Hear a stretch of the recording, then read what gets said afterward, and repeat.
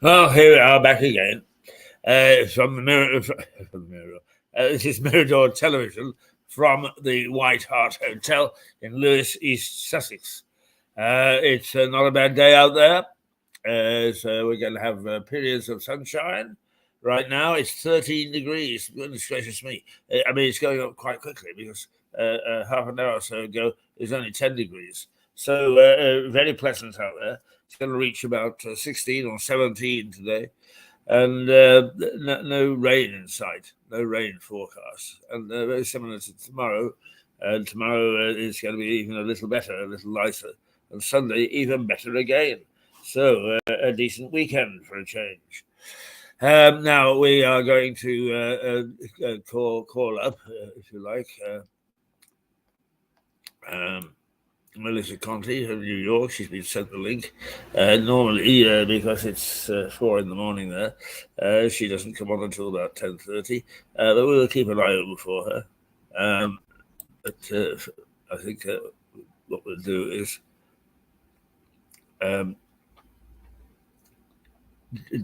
do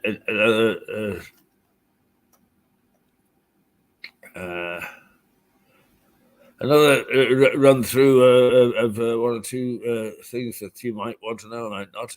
Anyway, the first one is just a little chat from me about the time when I was much younger, and I was always tempted into stories and to do things.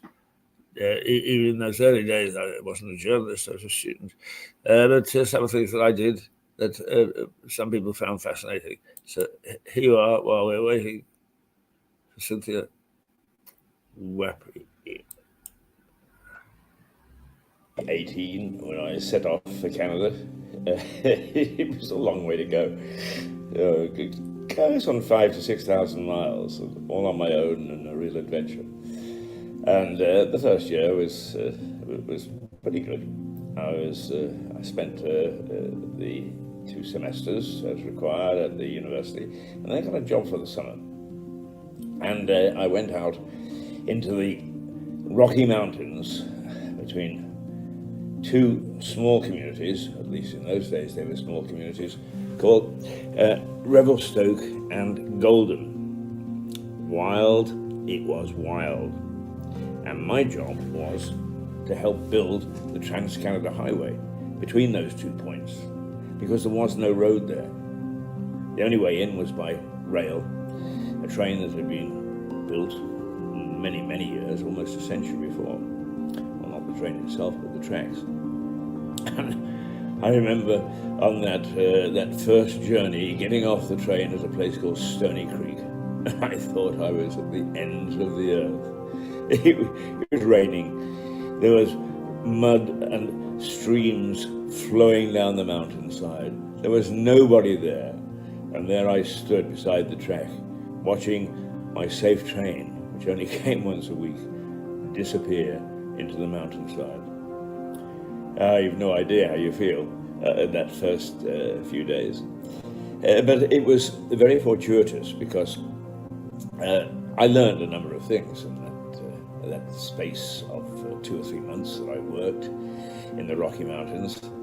I still got an English haircut. On the odd occasion, I wore my school blazer with the mitre on. It's English. I was English in a Canadian setting. And boy, didn't they know it. And I would go into the bunkhouse, and on one occasion, I reached for the gravy jug, and because the chap had a very heavy accent who was sitting opposite to me and said, "That's not gravy," I didn't understand. So I smiled at him and poured the gravy all over this wonderful meal, to find out that it was chocolate sauce. in chocolate sauce sitting on the table when in fact you've got potatoes and meat in front of you. Oh, that was a learning curve. And the same chap said a little later, he said to one of his companions, you sure can tell that young fellow is English, can't you? And I thought, well, yeah, I suppose you can. He said, why do you say that? He said, because he eats his pie with a spoon. Canadians always eat with a fork. What a giveaway. Never mind the blazer, never mind the haircut. But it was that summer that my actual athletic prowess really came out. Because I broke the half-mile record and the high jump record within minutes of each other. And I also, not sure it was a record, but did pretty well in the weightlifting department. That was a few days later. But first of all, it's the half-mile record. When you go to work in these camps, there's not much to do. You work, you sleep, you eat, and after a month or two, you get out and you pick up your check. Very nice it is too. But on a Sunday, no television, no limited books, no newspapers. They would probably come midweek. So you just hung around and it was very boring. Understanding that and needing work done, the camp bosses would say, would you like to earn some more money? As a university student, wow, would I like to earn some more money? And you got time and a half for working on a Sunday. It's rather nice. So this particular Sunday, I was deputed to go up the mountainside and to start digging little potholes to see whether we could hit gravel, stones that they could use to lay on the bed of the road which we were building. So off I trotted, hey-ho, shovel slung over my shoulder, clambered up the mountainside, found a suitable place to start to dig holes, and started to dig away. After a little while, I heard some stones being loosened up on the railway track. I paid no attention at all, because there was a railway gang that lived, yes, they stayed up in a little hut on the railway site. And they, like us, had nothing to do on a Sunday, so they would earn some extra money going out, testing the track, and that sort of thing. That's who I thought it was. I continued to merrily dig away at my hole, hoping that I would hit gravel pretty soon. It was back-breaking work. And then I looked up to see a huge grizzly bear coming down the mountainside, his beady eyes fixed on me. I hadn't had lunch yet. He was determined to have his lunch, and I was it. I threw the spade down, and I took off down the mountainside. Now I was dressed in work clothes. I had big work boots on. They came way up past my ankles. They got thick soles. They were leather.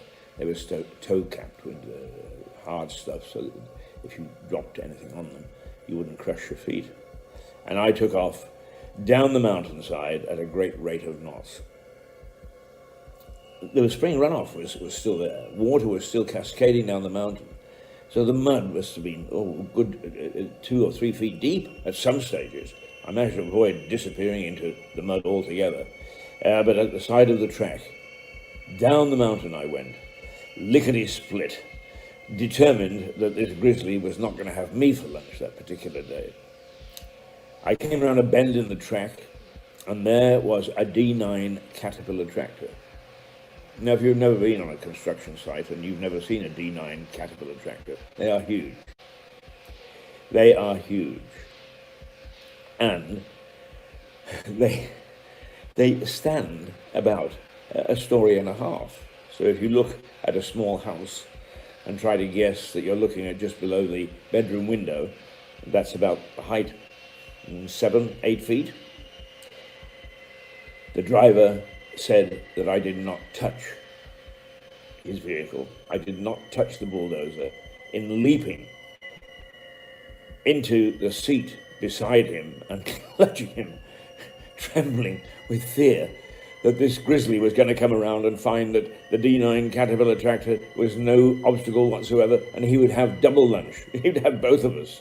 The old Caterpillar driver, the tractor driver, of course, had been around for a long time, and he was killing himself with laughter that I'd come down the mountainside at such a rate. But he swore that I did not touch his vehicle, that I leapt from the ground and I got into the seat beside him. So I'd done 7 feet. And even in those days, the high jump record was only about 6 feet something. So there I had set one record. But I previously set the record for the half mile, because it had been about half a mile that I'd raced down the mountain to get out of the way of the grizzly who wasn't stopping. He was coming after me. and he was determined, as grizzly bears can be, to have me as a meal. So in talking to the driver later and figuring out at what time I actually saw the grizzly, to what time I reached his tractor, we figured that I beat the half-mile record by a good 5 or 6 seconds. So two records in one afternoon. And believe me, when the adrenaline gets going, it's amazing how it pumps you. It's amazing that you can do all sorts of things which you wouldn't do ordinarily. And it was a grizzly that helped me achieve this marvelous record-breaking feat. And afterwards, I felt quite good about it, except, apart from the driver, there was nobody to confirm what I'd done. So I never, ever got a gold medal, a silver medal, or a bronze medal for breaking this record. All I got was a giggle from the driver, and perhaps a little self-satisfaction of knowing that I had been as speedy as I had, even though I was driven by a grizzly bear. And if you say, oh, well, was it a grizzly bear? Yeah, you can tell a grizzly.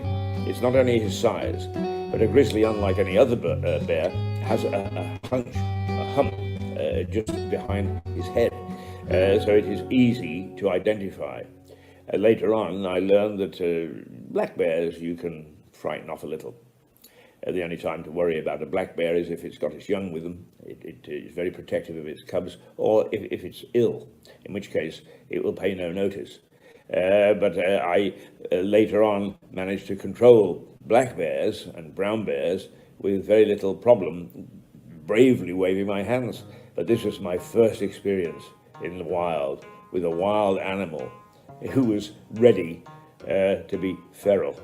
He wasn't going to take a polite young Englishman who said, I'm terribly sorry to disturb you. Seriously, he wanted me. A few days later, I was working around the camp when the foreman came and said, Pete, go with Joe over there, take this pump and take it up about 100 yards above the camp, because there is a spring there, and later somebody will come and they will attach the pump to the spring and we can have some fresh water. The pump, I don't know, is 80, 90, 100 pounds. It was heavy. Joe grabbed one side of it and I grabbed the other.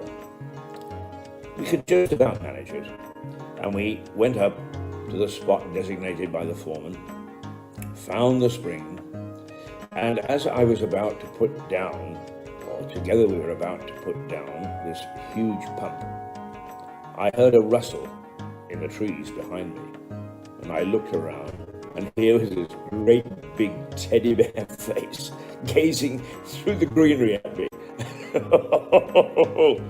Now, I suspect this was not a grizzly this time, that it was a brown bear, but I didn't know the difference at the time. And anyway, all I could see was its face, and it was a teddy bear face, and it was looking at me. We obviously disturbed the bear when he was looking for various bits of greenery and nuts and so on and so forth to solve his hunger problem, but I didn't know that. I yelled at Joe, "Bear!" and took off back to the camp. I didn't break any speed records, I don't think, but when I got back to the camp, I realized I'd left Joe well behind. The pump was still in my hand. I'd carried what it took two of us, struggled two of us, to take up to the spring. I'd brought back on my own because the adrenaline had flown and the fear factor had kicked in. He said that I performed superhuman feats. Well, what an athletic summer that was. And I'm happy to say that as it did go on, I learned a bit more about the wildlife. And although I, to this day, would be very careful about meeting a bear in the wild, generally speaking, unless it's a grizzly, and don't mess with a grizzly, then what you would find is that the other bears are as shy of you as you are of them, and a little arm waving, and you can get rid of them.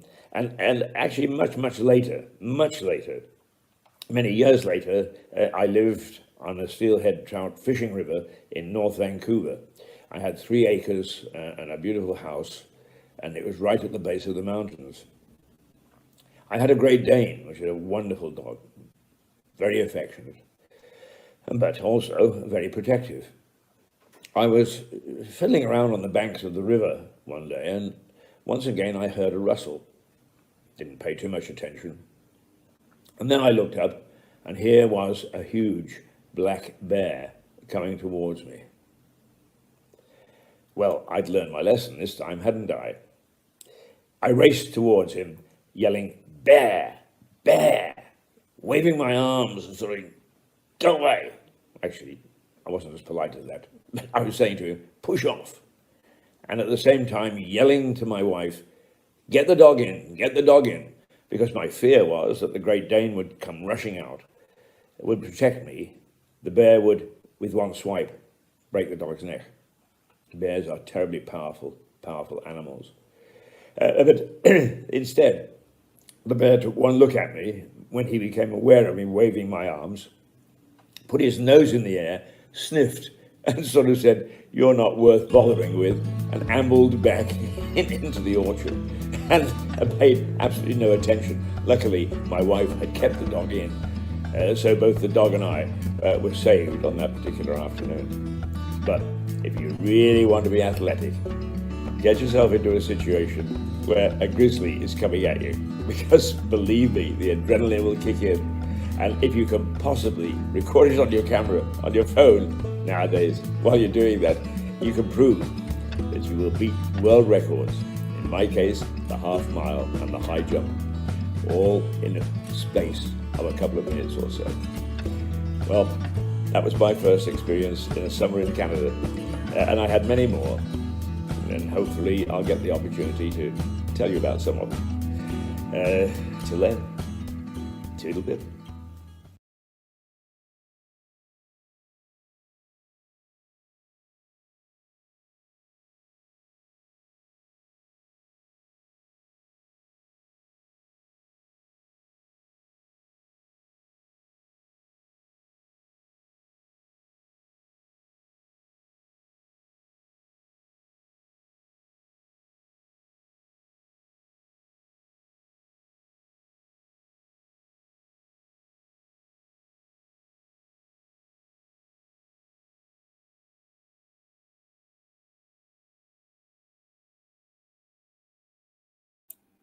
There. Now you can hear me. Melissa is not yet appeared, but I'm sure that she will. And normally she is about 10:30. It's now 10:19. And I thought we might just have a little ruminate, as it were, to see how things are in the great wide world. But one of the things that in the headlines this morning is that suddenly, I don't know what it is about the establishment, it takes them so long to catch up with the rest of us. Is what we know because we're at the coal face. We know what effect things are having, and they have to, I suppose, justify their existence. They have to take time, and they have to look at it, and they have to rip it apart and put it back together, and so on and so forth. and comes to the conclusion that we knew what the hell we were talking about after all. And Rishi Sunak is going to Tokyo to the G7 summit. That is the 7 most powerful nations on the face of the earth. And they will there discuss various sets, various ideas, and various ways forward. And apparently Sunak is going to say to the G7 conference and to leaders, "Oi, be careful, because artificial intelligence is beginning to attack the fabric of our society." And it comes as British Telecom have announced that they're going to get rid of 55,000 jobs over a period of 5 to 10 years. And that's an awful lot of jobs. And that's going to happen in all sorts of other sectors. I would suspect, particularly where the banks are concerned. I've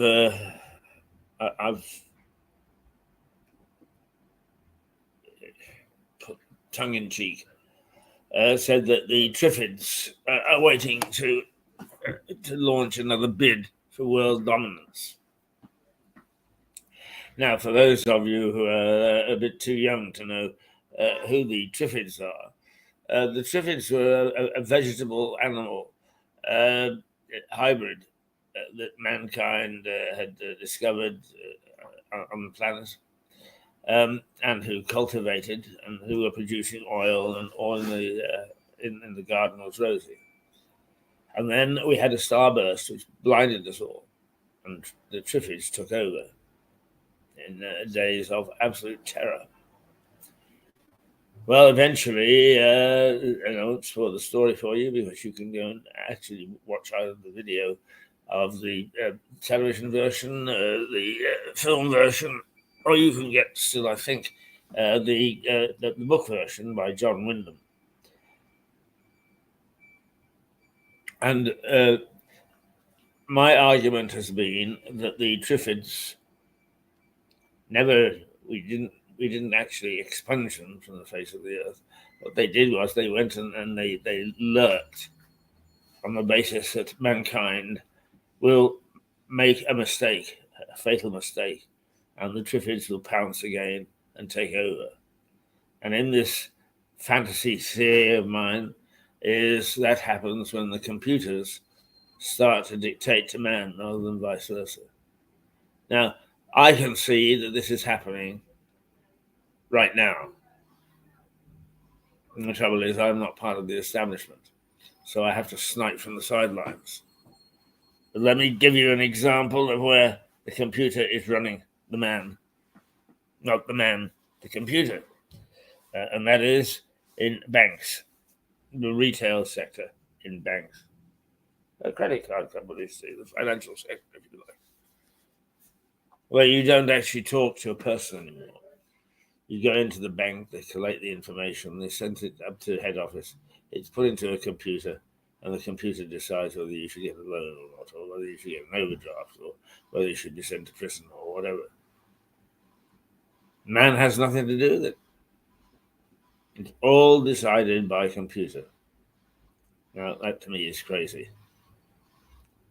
because suddenly the rich and varied nature of mankind is not demonstrated in the dealings that you have with the financial sector. And if you, as much as one penny over the artificial intelligence, in other words, the computer, says you are over and you put funds in to cover and so on, so, but I'm only 1 penny. Okay. The computer doesn't even talk to you. Nobody cares. So this business of artificial intelligence and how far can we take it, at long last, The lights have gone on in Westminster. And the government has started to ask itself is, where are we going to find the answers to what artificial intelligence can do to us? What will artificial intelligence do to us? I don't think anybody once again knows, but what happens is that we actually let these things, these machines, that's what they are, I suppose, take over. We are not in the business of earning money and so on and so forth. So we change our nature, and ultimately the opening that the Triffids was looking for appears, and those people who are not fond of walking up and talking to somebody and then just having the computer make up his mind is that particular group are worrying ourselves sick that artificial intelligence will take over. But we argue it already has. It already has.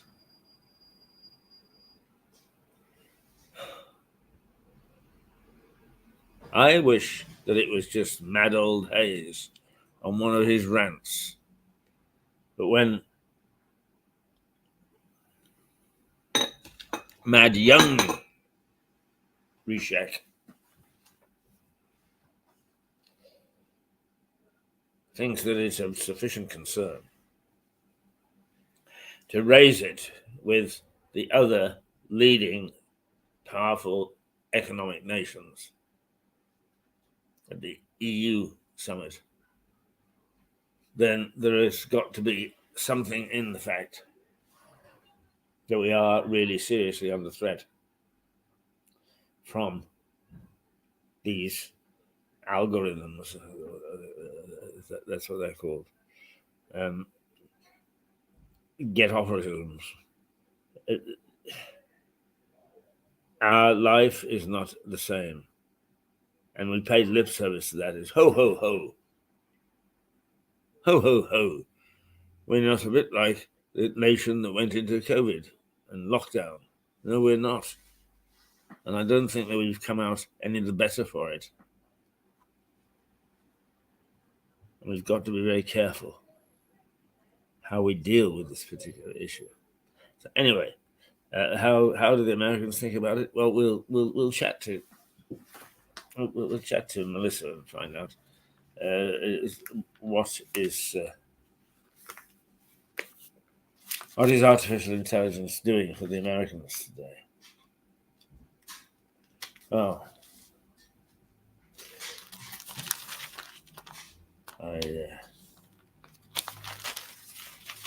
have a look in the paper for you. This is the Mail, and well, first of all, one of my favorite actors,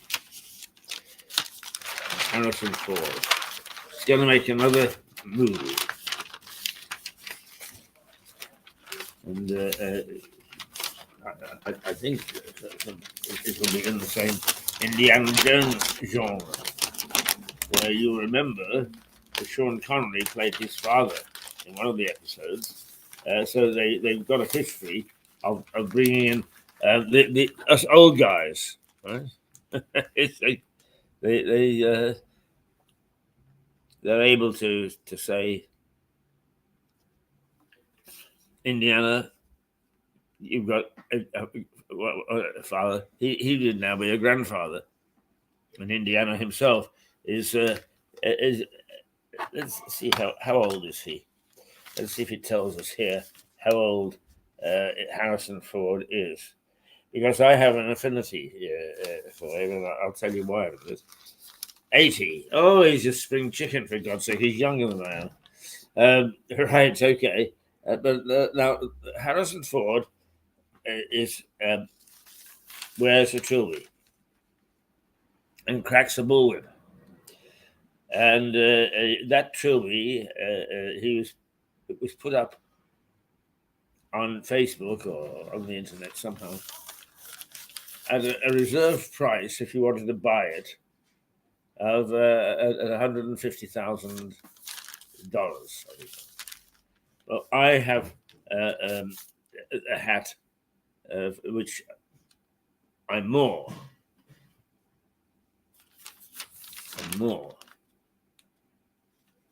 than make prominent than Harrison Ford does.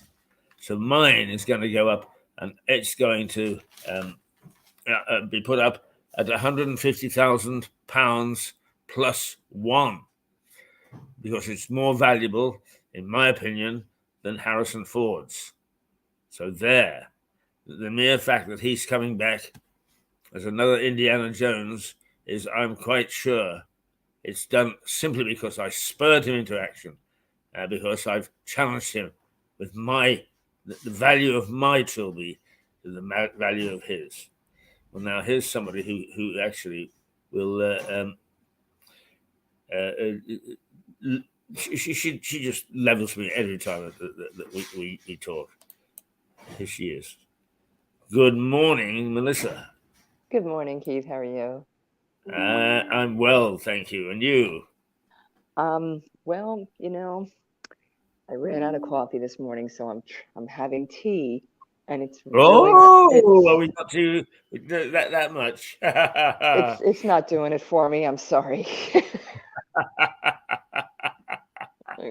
Now, I have a bit of news for you, because I know when you come over here, you spend your time in Guildford, which is West Sussex, I think, or no, it's Surrey, in fact, isn't it? But it's very close to Chichester, and we. As you know, you interviewed somebody from who was a speaker at the book festival last week, and the man who runs that, Mark Rattray, has said to us, "Wouldn't it be nice if Mirador had an outlet in Chichester?" So we are now negotiating to see perhaps have to begin with just an hour a week in Chichester, which spills over to Guildford.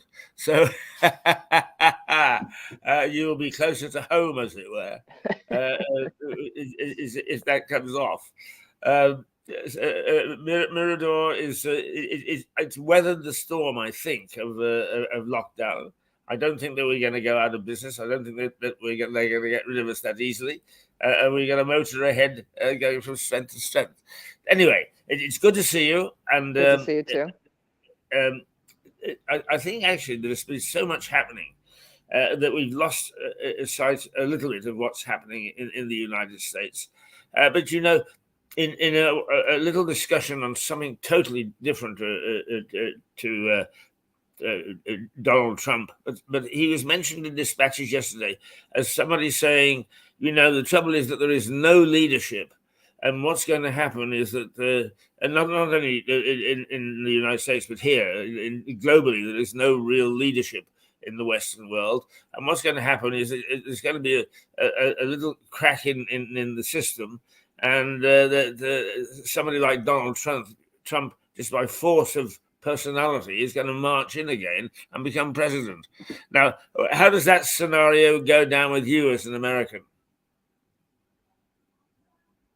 I don't, Donald Trump, he was a lot of talk, but he didn't really, doesn't really stand for anything.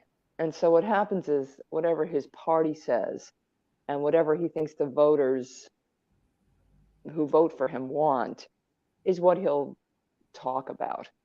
He doesn't really do anything. It's not, he doesn't have some maniacal plan. His only plan is to get attention. We have to understand that. That's really all he wants, whether it's positive or negative. He just wants attention. He's, we talk about disabilities, and I used to teach kids with ADHD. I mean, true ADHD, not the fake stuff that they have today. Where every little boy who's swarming in the seat has got to be diagnosed with ADHD, uh, real ADHD. And then there's also this personality where I want attention from my daddy, or I want attention from my parents, so I'll do anything I have to do. And that's kind of what it was with Donald Trump. If you go back and you look at his life, he had a tough academic career. He was put into the military academy because his behavior was off. This is the kind of person he is. He just wants attention. I don't know. There's no real true leadership. There just isn't. There's nobody who's moderate. You have to be crazy, in order to get attention these days. So I don't really know how it's going to play out. Just hoping that democracy continues, or whatever we are, republic, whatever we are.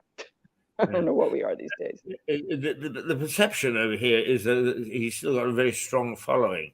Is that true, or is just a house of cards? Nah, I think if we found somebody else who was suitable, they'd go with him. I don't think so. Yeah, he's just the loudest in the group. That's all. Yeah. Where does Joe Biden stand at the moment? What's his popularity rating? Well, the problem is that we got the migrant crisis. He doesn't. It's not perceived that he's handling it well. It's not a difficult. It's not an easy situation. But it doesn't seem like he's handling it well because it's out of control. Whether you want to welcome migrants with open arms or not. He's just not handled. It's not handled. It's not. That's your job. Your job is to handle things, not just let it go. And so it's perceived that he's just letting it go. I don't really know what's going on at the border. You hear one side and you hear another side. I don't know. I'm not down there. But all I do know is that they are bringing a lot of migrants up into New York City and housing them in the schools and the gyms of schools that are poor. And I think is wrong, because the poor kids are already at risk. Yeah, absolutely. So there are a lot of people who really want to help the migrants. They're wealthy. Put them in your schools. We got schools over here and down here. Put them here and displace your students. I don't think that you should be displacing veterans here. You should not be displacing students. Sorry, it's just not a good plan. So what you're saying is that really, in some ways, the establishment is picking on the most vulnerable and taking away some of their supportive things and giving them to migrants. And the migrants are also the poor people. We can't be blaming the poor people for all of the world's ills because they don't have control. Yeah. Those who do have control are the ones to be blamed. And those are the people with influence and wealth. They're not doing the right thing. Okay? Yeah. They're not. There's so many problems. And we could talk about the economy. We could talk about all the nonsense going on. But they're the ones with the money. The migrants don't have the money. The poor don't have the money. Why are you always blaming them? Why? Yeah. Yeah. Stop. Anyway. Yeah. Well, no, it sounds as if the States is as a bigger mess as Britain. One of the interesting things is that just no more than 5 yards from where you can see the rafters over my head is what was known as the Farmers Bar, which is now the lounge in the White Hart. And a number of people come in for coffee, and we can hear them talking and so on. Quite often, when we finish, we'll go out and we'll go in there, and they'll say, what were you talking about this morning? And we'll enter into some chat about various things. And I have to say that recently I have noticed a complete lack of faith in our leadership to do anything about what is perceived as the country being in a totally not a mess. And that when you take away hope from people, when you take away aspiration and so on and so forth, you're not left with very much, are you? Right. Well, I think the issue is not being able to deal with tough issues because you want your career to continue as a politician. We need like a person who is okay with a one term and really wants to make a real difference. Here, for example, we got the migrant crisis, and then Joe Biden's talking about signing some clean energy deal. Dude, the mansion is burning and you're planting flowers outside. Okay. You're not focused on what's the most important things that people want. They want you to fix the economy. They don't want more green projects right now if they're hurting. Okay. They want you to fix the economy. They want you to be a strong leader. They want you to avert World War III. Seriously. And they want you to deal with the migrant crisis. They don't want you to be signing some clean energy deal. And believe me, I'm all for the no pollution and a clean environment. I am, but you got to prioritize. And the reason that you're doing things like signing the clean energy deal is because you can't deal effectively with the real crises in the country and the real problems. That's the reason. All right. Well, let's another one of our themes.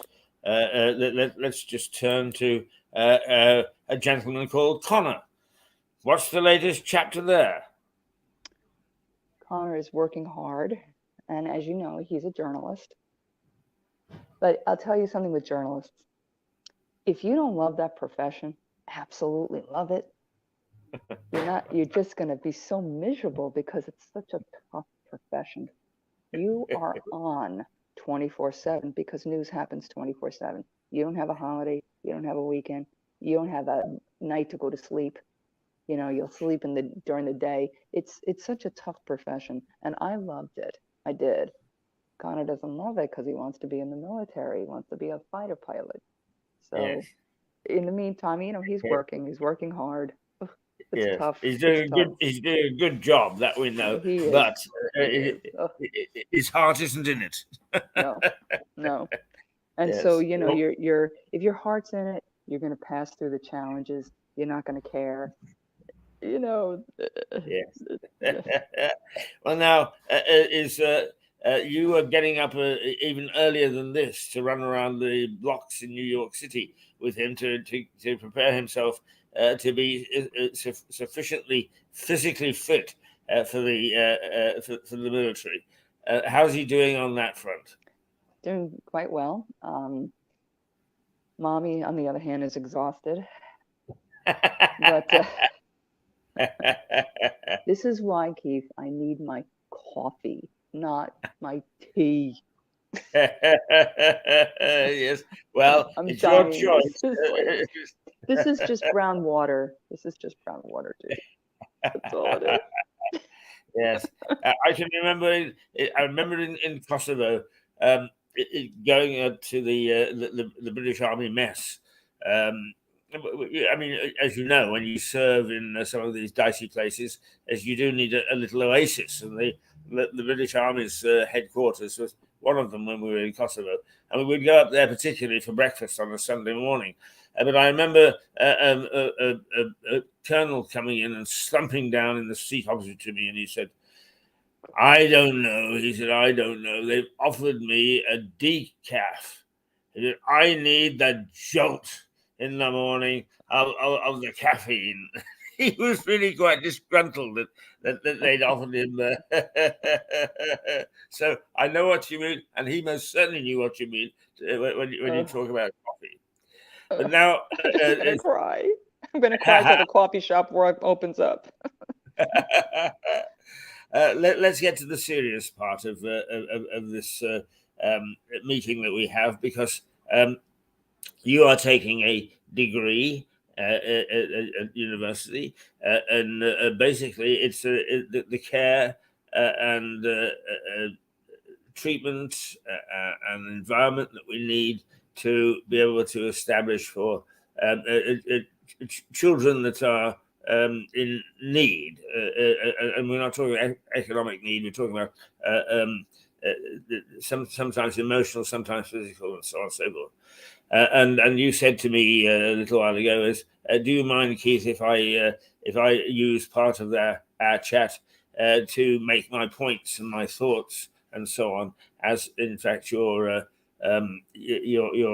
course goes on?" So now is the time for you to tell me to shut up, and for you to actually tell us a little bit more of what you've learned, a little bit more of what you think, and a little bit more of how you think we should alter perhaps or strengthen how we deal with, shall we say, I don't quite know what to call these children, but Disabled. Children with a disability, right? Yeah. Okay, where you go. And well, my course of study is just people in general with disabilities. My focus eventually will be on veterans and the elderly, actually. I used to be a teacher of disabled children, and I loved it, and I'll probably continue to do some of that in some way, shape, or form. But I think my focus is going to be on veterans. They're often forgotten. And so, even in this whole migrant crisis, there's a hotel upstate New York, and they kicked out the veterans in favor of the migrants. So, not good. No. Anyway, so in my course of study, I'm coming to the last week of the semester, so there's a lot of nail biting because everything is due Sunday, which is why I need coffee right now. And and so, yeah, the course of I decided to do, and I don't quite know why, to do my final paper on the reproductive and sexual rights of the disabled.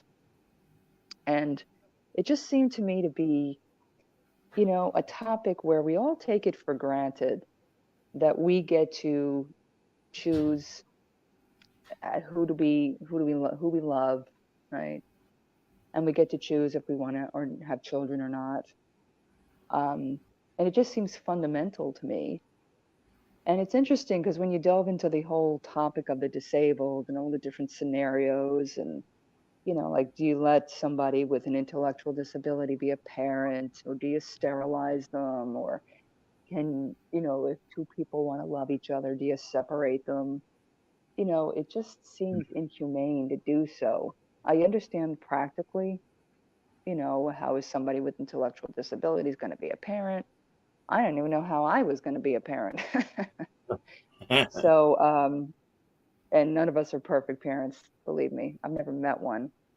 And I've never met, really, I don't think I've ever met anybody with that hasn't been touched by disability in some way, whether it's through friends or family, or they themselves suffer mental illness, perhaps for a chronic, or perhaps for just a temporary moment in their lives.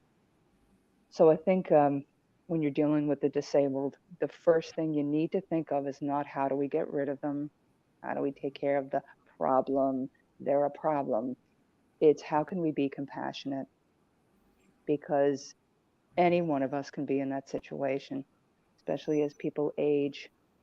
You can be in a situation where you can't move, you can't walk, or you've got problems with your mental capacity. So you do not want a system that is not that's not compassionate dealing with you. So we have to look at it from that perspective, that any one of us could be affected by this, and a lot of us are. We just don't want to admit it. So I think that's first and foremost what has to be done, and that's really what I learned in my course, and I'm going to continue my studies. But that's the first thing, and then I understand the practical considerations. I do. I can see it. I can see it's a problem, but some of the things that we've done, and just to get rid of people who we consider to be undesirable, could really come back and bite us. It can. So I have to be very careful what we do. Very careful. And I understand the migrant crisis, and being compassionate with people. And it's tough. It's a tough situation that I wouldn't want to be the leader. I wouldn't want to be the president. It's very difficult. Yeah. But anyway, so that's my take on it this morning. Right. As I end my course on Sunday and have to write, I have to finish my work. I think I mentioned to you that a friend some time ago said, the way that we handle people, let's say, use the word impaired or whatever. She sort of very dismissively said, the treatment has not changed from Victorian days. And she's quite indignant that people didn't care enough to take things forward. Now you're taking a course because you want to be part of that group that do take things forward. But is your general impression that our advancement in how we handle these situations is not moving very fast, or do you say no? Hang on, we're making great strides forward. Well, I think it's mixed. We are making strides. It's not the same. That's an exaggeration. Certainly here in the United States, there are a lot of legal protections and a lot of accommodations that have been made for the disabled. That was not the case in Victorian times. So there are some cases where we haven't advanced enough, and that's the work that needs to be done. So we take it case by case and issue by issue, and that's how we deal with it. So are we going to make it perfect? No, because we're humans and we're not perfect in any way, shape, or form. So this is how we deal with it, but it's not the same, and we have made strides, and we will continue to make strides. Yeah. I mean, first of all, because I've worked with you and known you for a long time, is that your opinion is, for me, is very, very valuable in the way that we view things. But particularly since you are now delving quite carefully into this sort of sector, is I, like a lot of other people, because I'm not into that sector, I hear and I read and I take at face value, and then I say, oh, blah, blah, blah, blah. But I like really sometimes to be able to talk to somebody such as you and say, look, am I just being a curmudgeon? Am I just being a Luddite? Am I just sort of saying, meh, meh, meh, meh, meh, when in fact I should be paying far more attention to what's needed to be doing and what is being done? Well, I think that we all could, in our own small way, be advocates, whether it's for ourselves, which is very helpful too, if you can, and for others where we see injustice. That's how change takes place. It doesn't take place from the top down. It takes place from up down to up. It goes from us to the politicians. The politicians just don't all of a sudden want to deal with anything. They deal with it because we force them to. So whenever we see injustice in any way, and I don't mean, oh my gosh, I'm going to say something controversial now. Oh my gosh, I called him he and it should be they. Guys, come on. We have bigger fish to fry than that, don't we? So then you look silly, and then you look illegitimate. So to focus on what's really important, though, there's so many problems. But when we see it personally, that's when we have to advocate and speak out, not just walk away because it's convenient and we're late for some stupid appointment that means nothing in the long run. So, anyway. Right. Okay. Like my concerns about coffee. I mean, come on, I can do that too. Melissa, you were the anchor of a very important business program, and business, commerce, economy have always been a central core of your life, and now you actually do work for a value asset company, I think they're called. Is that right? With Templeton. Yeah, let's just say that because I want to keep my job. Yeah, but it does mean that in many ways, if you remained almost throughout your professional life at the forefront of the economic activity, I mean, you would have a much better appreciation than most people of what's happening. And we did discuss 2 or 3 weeks ago, is the inflation, the cost of living, what the banks were doing, and so on. That's dipped out of the news recently. Where do we stand with the economy in the United States? Is it getting back to health? Is it still weak? What's the scene? We're coming off a decade, not more than a decade, of easy money, where people were borrowing and borrowing and borrowing and borrowing and buying and buying and buying and buying. And then we have supply chain issues with COVID, and then, flooding the economy with money and cash. Did anybody look at the bigger picture here and see this is a problem? We still have inflation issues, so our Federal Reserve is still talking about the possibility of raising interest rates. That's great for me because I'm a saver and not a debtor. But because I like to be free. Anyway, yeah, we got some problems in commercial real estate. The offices are empty because people aren't going back to work. They're working from home. Uh, And yeah, like, well, see, yeah. this is what's funny about commercial real estate. Well, it's not funny, but before COVID, you had a lot of hedge funds, private equity firms, scammers, in other words, leeches, um, come in and buy up the commercial real estate buildings, jack up the rents, and think everything was going to be hunky dory. Okay, well, not worked out because now a lot of those office buildings are empty. Who's paying the Yeah. bill? Well, what these private equity people do, they come in, they suck the life out of a company that's struggling already with the promise of money, and then they sell it quickly and get rid of it. Thanks, that was very helpful. So Uh, yeah, there's so many problems. There's so many, and then people lose their jobs. I mean, it's like, come on, guys. Like, do you have like one cell in your body that has a conscience? No. So, I hope my private equity friends are out there listening. Yeah. Anyway, um, what you raised one issue that is common to both our countries, and that is people not going back to work. And oh, our they're Home they're Secretary, going back to work. They're just working remotely. I work more now than I do hmm, when I'm in the office. When I'm in the office, I'm just in there to play and socialize. Do you think I yeah, get work done in the office? No. I might get a couple of little things done, but I don't do the concentrated work that I do when I'm sitting at home looking at my cat. I can only so many hours I can look at my cat. All right, let me get some work done.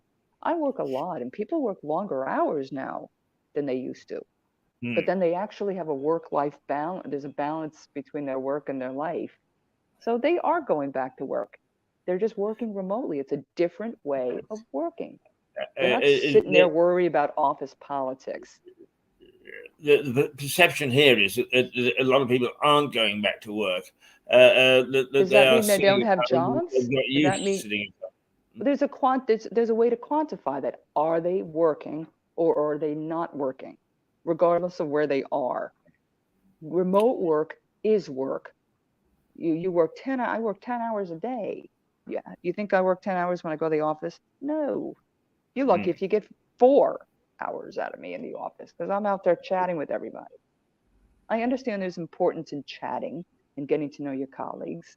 I get that, but I don't get work done. Uh, well, I I mean, don't. I know you think I know you think I'm a slave driver because I get more hours out of you in a week than than Templeton does. But I mean, one of the our Home Secretary, Miss Braverman, made a very Oh, stirring. Suela. What kind of a name is that? Is she Spanish? It's Indian, I think. I think It it's seems like there's a like a reverse colonization going on in Britain. absolutely, yeah, yeah. And you guys don't even realize it. Yeah, take a look at me because I'm a very rare specimen. Well, listen, I come from a Rapidly melting disappearing. I come from a melting pot. I don't care. I want lots of diversity. But it's funny because your history with India, and now all your leaders are from India. I love that. I think it's great. Well, I mean, I actually, of course, have been a great admirer of some people from the Indian continent, and I think I've said to you is that Indira Gandhi, whom I interviewed just before she was assassinated, and that when I met her, I suddenly realized what we talked about that you said charisma is when she walked into a room, the whole atmosphere changed. It was just overpowering. You just felt you were in the presence of somebody who was really great. We've had people like that from the subcontinent. It's then again, is I don't know if you've ever been to India, but Oh, I'm looking forward to going. I really am. I have good friends yeah. there. Yeah. Well, the other image that I have, apart from the fact that here I was bowled over by the former Prime Minister, President, it is on a very steamy, hot night. I saw a man who must have been about 80 on one of their bicycle rickshaws is trying to get this thing up a hill, pedaling like hell. And sitting in the back was, we're not supposed to say fat. So this fat lady who was obese was sitting in the back and sort of almost lashing him, come on, go up the hill. And I thought that was the other side of India, which is distasteful. It's not just that they use labor like that, but they are quite happy to sort of be quite offhand about it. Is, I don't care that you're 80. I don't care that you're probably ill. I don't care that you're old. I don't care that you're weak. Pedal. Right. Yeah, I think that happens. That happens in probably most countries. Yes. Actually, I left my rickshaw at home this morning. I didn't have it to work. However, the Mirador is about to start a new fleet of scooters. This next week, I am going to get a scooter, a motorized scooter, so that I can move around rather better. I mean, basically, it's because of my Parkinson's, of course. But I can't wait to try and beat up the town once I've got this thing. Keith, can you go down the hill and deliver the bitter? Well, is that we I don't know. I said to somebody yesterday, I don't know why it is that we're finding a little bit of resistance there. I mean, partly I think is because our good friend is very ill, but it is there seems to be a little bit of a resistance, and I'm going to try and get to the bottom of it. Particularly now that we're over with the coronation. We're over with our book fair, and I may have just a little bit more. Well, actually, we've got we've got now a business advisor who is trying to help us put Mirador, into a much better shape rather than just being the How about giving the bitter to the business advisor and walking down the hill and have him walking down the hill and say, "Hi, Miles. Remember that young gentleman?" Yes. Back in 2021. Very good idea. He really wanted to impress you with his bitter. He made a bitter. He came 4,000 miles to deliver it. Yes. the bitter is what, another 50 yards behind me, so it's easy enough to access. Yeah. Like, I feel like maybe when I come in August, I'll go down and deliver it. I'll travel 4,000 miles to deliver it. All right, darling. Good to see you. Good to talk to you. It is now. Actually, we've gone over by 3 minutes, and once we start to talk, we don't realize that the time just keeps going, doesn't it? Yeah, so, I need to go get coffee. I really need to get coffee. Well, I need to go and get the bitter. Yes. Don't drink it. Don't drink it. No. We'll see you next week if we don't see you before. Good to see you. Good to see you too. Take care, Keith. Have a good week. Right, there we go. That's Melissa Conti, a lady in New York, and I think that we